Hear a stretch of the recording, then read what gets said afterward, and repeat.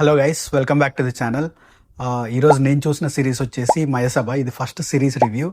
Series ఎలా ఉందో చెప్పాలంటే నాకైతే చాలా బాగా నచ్చింది. ఇట్ ఈస్ టూ గుడ్ అనమాట.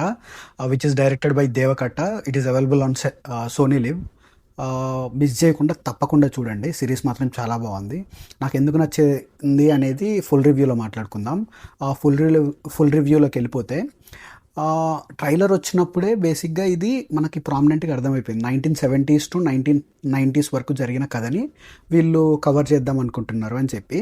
కాకపోతే ఆ 20 years కథని ఇంకో సీజన్ 2 కూడా ఉన్నట్టు మనకి క్లైమాక్స్లో తెలుస్తుంది అనమాట. అంటే మొత్తం కథ అయిపోదు, ఒక పార్ట్ వరకే. లైక్ చంద్రబాబు నాయుడు ఎన్టీఆర్ వాళ్ళ పార్టీలో చేరేంత వరకే కథ జరుగుతుంది. బేసిక్గా కథ దగ్గరికి వచ్చేస్తే, అసలు ఆ థాట్ ఎలా వచ్చిందో ఇట్ ఈస్ టూ గుడ్ అనమాట. నేను చూసేంతసేపు ఇప్పుడు మనకి Chaitanya Rao as MS Ramireddy and ఆదిపిని Shetty గారు కాకర్ల కృష్ణం నాయుడుగా చేశారనమాట. ఆ characters ఏవైతుందో, MS Ramireddy character, Chaitanya Rao చేసిన క్యారెక్టర్, అది వైఎస్ రాజశేఖర్ రెడ్డి గారి ఇన్స్పిరేషన్ అనమాట. అండ్ కాకర్ల కృష్ణం నాయుడుగా చేసిన ఆదిపిని శెట్టి గారు చేసిన క్యారెక్టర్ ఏమో చంద్రబాబు నాయుడు గారి క్యారెక్టర్, అంటే పర్సనల్ లైఫ్ ఇన్స్పిరేషన్ అనమాట. ఇది ఇన్స్పిరేషన్గా తీసుకొని వాళ్ళొక స్టోరీని పెట్టుకొని నేను మొత్తం సిరీస్ చూసినంతసేపు మిగతా అదంతా కల్పితమేమో, జస్ట్ ఆ క్యారెక్టర్స్ ఏదైతుందో అందులో జరిగిన ఇన్సిడెంట్స్, అంటే లైక్ మనకి ఎమర్జెన్సీ చూపిస్తారు అండ్ మల్టిపుల్ ఇప్పుడు వైస్రాయ్ ఇన్సిడెంట్ చూపిస్తారు, తర్వాతకి సీఎం కొలాప్స్ అవ్వడం, అలాంటివి చాలా చూపిస్తూ ఉంటారు. ఇలాంటి మెయిన్ పాయింట్స్ తీసుకొని దాని మీద బిల్డ్ చేసుకున్న స్టోరీ అని అనుకున్నాను. కానీ బట్ నేను తర్వాత వికీపీడియాలోకి వెళ్ళి డీప్ డైవ్గా చెక్ చేస్తే నాకు తెలిసింది ఏంటంటే, వీళ్ళిద్దరూ ఒకటే యూనివర్సిటీలో 1970 ఆ టైంలో చదువుకున్నారు. అండ్ 1973లో వైఎస్ రాజశేఖర రెడ్డి గారు గ్రాడ్యుయేట్ అయ్యారు. 1974లో సేమ్ యూనివర్సిటీ నుంచి చంద్రబాబు నాయుడు గారు గ్రాడ్యుయేట్ అయ్యారు. అండ్ అదే ప్యారలల్ కాకుండా వీళ్ళిద్దరూ లైక్ ఫస్ట్ టైం ఎమ్మెల్యే అయిన ఇయర్ కూడా 1978 సేమ్ ఇయర్లో అయ్యారు. సో ఇలాంటి పాయింట్స్ ఏదైతే ఉందో, like they're in the same party, ఇలాంటి పాయింట్స్ని తీసుకొని వాళ్ళు చాలా మంచి స్టోరీ బిల్డ్ చేసుకున్నారు. ఇది తెలిసిన తర్వాతకి నాకు ఇంకా బాగా నచ్చింది అనమాట సిరీస్. లైక్ అవును కదా, అంటే సేమ్ యూనివర్సిటీలో ఉన్నారు, అంతవరకు మనకు తెలుసు. ఒకవేళ కలిసి ఉంటే ఎలా అనేది చెప్పి వాళ్ళు స్టోరీ బిల్డ్ చేసుకున్నారనమాట. అది కూడా వాళ్ళు స్టోరీ బిల్డ్ చేసుకోవడం కూడా ఒకరిని పాయింట్లో పెట్టుకోలేదు. చాలా క్యారెక్టర్స్ ఉన్నాయి మనకి. ఈ సిరీస్ ఏదైతే ఉందో పొలిటికల్ డ్రామా అని తీసుకున్నారో, సొసైటీని కంప్లీట్గా చూపిస్తూ ఉంటారు. మనకు అన్నలు ఉంటారు, కుల వ్యవస్థని ఏదైతే ఉందో కుల వ్యవస్థని చాలా బాగా చూపిస్తారు. ఒక కుల వర్గం వాళ్ళు వాళ్ళకే ఎందుకు సపోర్ట్ చేస్తారు, వేరే వర్గం వాళ్ళు వాళ్ళకి ఎలా సపోర్ట్ చేసుకుంటారు, దాన్ని ఎలా మార్చాలి అనే ఒక పర్స్పెక్టివ్ ఇస్తారు. అసలు ఎలా ఉండాలని డైరెక్టర్ విజన్ చెప్తూనే మనకి ఇది ఎలా ఉందని చెప్పి కూడా చూపిస్తూ ఉంటారనమాట. దీన్ని తీసుకెళ్ళే విధానం, వీళ్ళకి కాన్ఫ్లిక్ట్స్ ఎలా వస్తూ ఉంటాయి. అండ్ చాలా ఒక వీళ్ళ రెండు ప్రాంతాలని కాకుండా ఇంకా చాలా క్యారెక్టర్స్ని తీసుకున్నారనమాట. రియల్ లైఫ్ క్యారెక్టర్స్ మనం రిలేటబుల్ అయ్యేటట్టు ఉంటుంది. సెంట్రల్ గవర్నమెంట్ని చాలా బాగా చూపించారు ఇందులో. లైక్ ఇందిరాగాంధీని, కాకపోతే డైరెక్ట్గా చెప్పకుండా ఎక్కడ పేర్లు మాత్రం మారుతూ ఉంటాయి, బట్ మనకు అర్థమైపోతూనే ఉంటుంది ఈ సినారియో. లైక్ వాళ్ళ డైలెక్ట్ కానీ వాళ్ళు చేసే నటన కానీ మనకి అక్కడ క్లియర్గా అర్థమైపోతుంది. ఇప్పుడు ఎన్సీఆర్ అని చెప్పి సాయి కుమార్ గారు చేసిన క్యారెక్టర్ ఎన్టీఆర్ దగ్గర నుంచి ఇన్స్పిరేషన్ అని తెలిసిపోతూనే ఉంటుంది. అంటే ఆ పాటలు కూడా డైరెక్ట్ డైలాగ్, ఏమంటివి అనే డైలాగ్ ఉంటుంది కదా, దాన్ని కూడా మార్చి జాతి నిపుణం ఉండకుండా పాండవుల తరపున యుద్ధం చేయమందు అని చెప్పి దాన్ని మార్చారనమాట. సో డైలాగ్ తీసుకున్నారు, అంటే మనకు అర్థమైపోయేటట్టు డైలాగ్ తీసుకున్నారు, కానీ దాన్ని కొంచెం ట్వీక్ చేశారనమాట.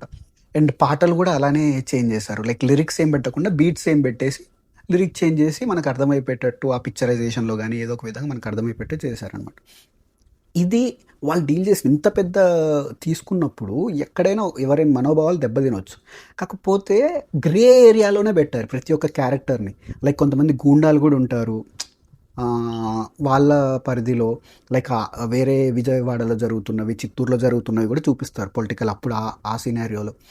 అండ్ వాళ్ళ ప్రొసీడింగ్స్ కూడా మనకి తీసుకెళ్ళిన విధానం, ఫస్ట్ ఒక కాన్ఫ్లిక్ట్ పెట్టుకుంటారు ఎపిసోడ్లో టైటిల్స్ పడక ముందుకు. ఆ కాన్ఫ్లిక్ట్ అనేది మెయిన్ కాన్ఫ్లిక్ట్ అనమాట. అది నెక్స్ట్ ప్రొసీడింగ్స్లో మనకి స్టోరీ ఎవాల్వ్ అయ్యి 9 episodes ఉంటుంది. 9 episodes ఇలానే సేమ్ ఫస్ట్ ఒక కాన్ఫ్లిక్ట్ వస్తుంది, దాని తర్వాత టైటిల్స్ పడతాయి. రోయింగ్ టైటిల్స్ కూడా మనకి పేర్లు పడేటప్పుడు ఈ సిరీస్లో ఉన్న మెయిన్ ప్లాట్ పాయింట్స్ని మనకి ఫ్రేమ్స్గా చూపిస్తూ అక్కడ టైటిల్స్ పడుతూ ఉంటాయి అన్నమాట. అది చాలా బాగుంది. అండ్ నెక్స్ట్ ప్రొసీడింగ్స్ కూడా ఎక్కడ బోర్ కొట్టకుండా వీళ్ళు 10 years ప్లాన్ తీసుకున్నారు కదా, అందులో ఇంట్రెస్టింగ్ టాపిక్స్ పెట్టుకొని ఈ టాపిక్స్లో అంటే ఈ కీ పాయింట్స్లో మన క్యారెక్టర్స్ వీళ్ళు డెవలప్ చేసుకున్న అసలైన వాళ్ళని చూస్తున్నట్టే ఉంటుంది కాబట్టి మనం చాలా రిలేటబుల్ అవుతాం. బేసిక్గా మన ఆంధ్రప్రదేశ్ అండ్ తెలంగాణ చూసుకుంటే these are the most important topics like movies కానీ పాలిటిక్స్ కానీ పవర్ అనేది అండ్ క్యాస్ట్ కూడా. సో వాటిని చాలా బాగా డైరెక్టర్ పర్స్పెక్టివ్లో ఎవరిని డార్క్ ఏరియా ఆర్ వైట్ ఏరియాలో పెట్టకుండా గ్రే ఏరియాలో పెట్టి ఆ సందర్భం జరగడం వల్ల వాళ్ళ లైఫ్ ఎలా మలుపు తిరిగింది అనేది చెప్పి చేశారనమాట. ఇది సిరీస్ మాత్రం చాలా బాగుంది. సీజన్ 2 కోసం చాలా వెయిట్ చేస్తున్నాం, ఎందుకంటే వాళ్ళు తీసుకున్న పాయింట్ అండ్ ఇంట్రెస్టింగ్గా సాగిపోతూ ఉంటుంది. మ్యూజిక్ కానీ ప్రొసీడింగ్స్ కానీ ఆ visual aesthetic. And one more thing ఏంటంటే ఇందులో మోస్ట్లీ తెలుగు యాక్టర్సే ఉంటారనమాట. ఎక్కడ మనకి ఆ డైలెక్ట్ కానీ వాళ్ళు మాట్లాడుతున్నా కానీ యాక్టింగ్ కానీ ఎక్కడ ఆఫ్ అనిపించదు. అంటే వేరే వాళ్ళ క్యారెక్టర్స్ని తీసుకొస్తుంటే వాళ్ళు అంత బాగా పోర్ట్రే చేయలేకపోవచ్చు. కాకపోతే ప్రతి ఒక్క క్యారెక్టర్ అక్కడ రస్టిక్గా రాగా ఆ ఏరియాలో ఉన్నట్టు 70s to 90s జరుగుతుంది కాబట్టి అదే టోన్లో వెళ్ళిపోతూ ఉంటుంది మొత్తం. So that's it for the review. Waiting for season 2. Series మాత్రం చాలా బాగుంది, మైండ్లో నుంచి వెళ్ళట్లేదు. 9 episodes అసలు ఎట్లయిపోయినాయో తెలియదు. లైక్ 40 to 50 minutes కొన్ని ఎపిసోడ్స్ కూడా ఉంటాయి. బట్ చాలా ఫాస్ట్ పేసింగ్గా చాలా ఇంట్రెస్టింగ్గా ప్రొసీడింగ్స్ ఉంటాయన్నమాట. తీసుకున్న ప్లాట్ లైన్ అలాంటిది. మనకి మనం చిన్నప్పటి నుంచి చూస్తున్న పొలిటీషియన్స్ అక్కడ ఉన్నారు కాబట్టి వాళ్ళ లైఫ్లో జరిగిన స్టోరీ రియలిస్టిక్గా అనిపిస్తూనే బట్ ఫిక్షనలైజ్ చేసి చాలా బాగా మిక్స్ తోటి చూపించారనమాట. చాలా ఇంట్రెస్టింగ్గా తీసుకెళ్లారు. Don't miss this series which is available on Sony లివ్లో ఉంది, అందరు చూసేయండి. That's it. If you like the review, please like, share and subscribe the channel. Thank you. See you in my next video. Bye.